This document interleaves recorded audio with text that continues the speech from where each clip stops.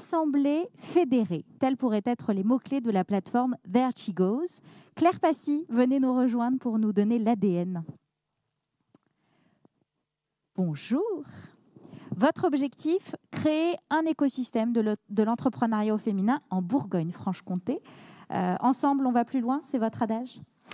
Exactement. En fait, mon objectif, c'est de fédérer des réseaux et leur apporter une technologie adaptée à leurs besoins pour qu'elles puissent se développer et aider davantage de femmes. Donc, il s'agit d'une plateforme digitale. C'est ça. C'est d'abord une application mobile sur laquelle on référence les réseaux professionnels et leurs événements et leurs communautés.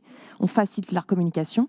Et cette application mobile est connectée à un tableau de bord qui, lui, est mis à disposition des réseaux professionnels de femmes, de ses dirigeantes, pour mieux gérer leur communauté, mieux connaître leurs attentes et être plus visibles par d'autres femmes. Le réseau, le réseau, le réseau. Monsieur le Premier ministre. Justement, c'est très concret, très intéressant. Merci beaucoup, Claire.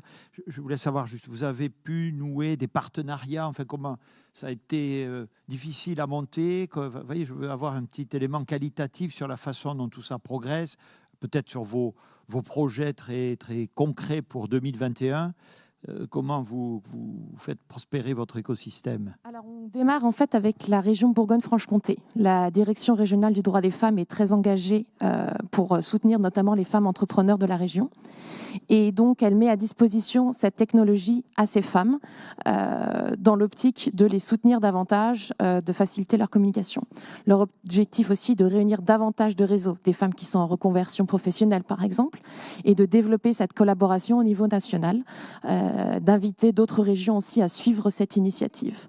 Donc ça, c'est ce qui est intéressant aussi de voir en démarrant en Bourgogne-Franche-Comté, c'est de montrer l'impact de la région sur d'autres régions, mais aussi à l'international. Lorsqu'on a démarré notre collaboration, j'ai été après contactée par des réseaux en Belgique, par exemple. Donc ça montre quand même que c'est une région très dynamique, très connectée et très innovante, je dirais. L'émulation est en train de prendre. Madame la ministre. Chère Claire, je suis absolument ravie de vous revoir. De même. Parce que pour ceux et celles qui ne le savent pas, Claire elle fait partie de ces jeunes femmes à la fois brillantes, déterminées, engagée et qui, du haut de son jeune âge, a déjà décidé non seulement d'entreprendre, mais de tendre la main à d'autres femmes pour qu'elles réussissent. Et je me souviens de la manière émue dont vous m'aviez parlé de votre structure qui plairait beaucoup à Olivia Grégoire, parce que surtout ce que j'ai retenu, c'est votre volonté d'apporter de l'humain plus que de l'économie dans ce que vous faites.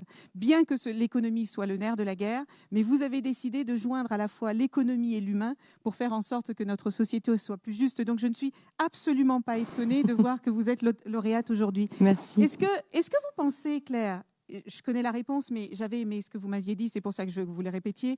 Est-ce que vous pensez qu'il y a un ADN particulier chez les femmes entrepreneurs ?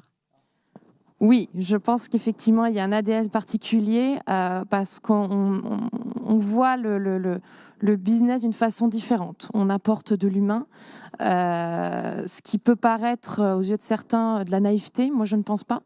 Et je pense qu'en voyant de l'humain, en fait, ça apporte une nouvelle dimension. Donc, je vois où vous voulez en venir. Le fait est que j'ai créé mon business model en me basant sur mes valeurs. Donc, je ne voulais pas vendre de data et je ne voulais pas faire de publicité intempestive. Et pourtant, l'application mobile est gratuite. Et en me basant sur ces valeurs, j'ai réalisé, en étant incubée au club Génération #Startupeuse à l'EXEC, notamment dirigé par Viviane de Beaufort, que je pouvais mesurer mon impact. Donc, en fait, il y a un énorme intérêt pour tout le monde à réunir ces réseaux sur une seule et même plateforme. On peut mesurer leur impact sur l'évolution des carrières des femmes. Monsieur le Premier ministre. Non, il faut qu'il y ait...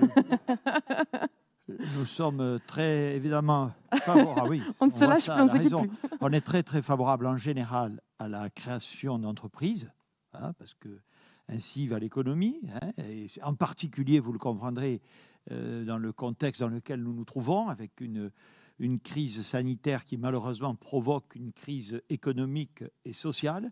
Et la création d'entreprises, l'entrepreneuriat, comme on dit, est aussi une des solutions. Et je compte aussi sur le dynamisme des femmes, leur vision aussi particulière de l'entreprise pour s'engager, pour amplifier ce mouvement. Et vous en êtes la parfaite illustration, plus en utilisant les réseaux. On a aussi un volet, vous le savez, de numérisation de notre économie dans le plan de relance.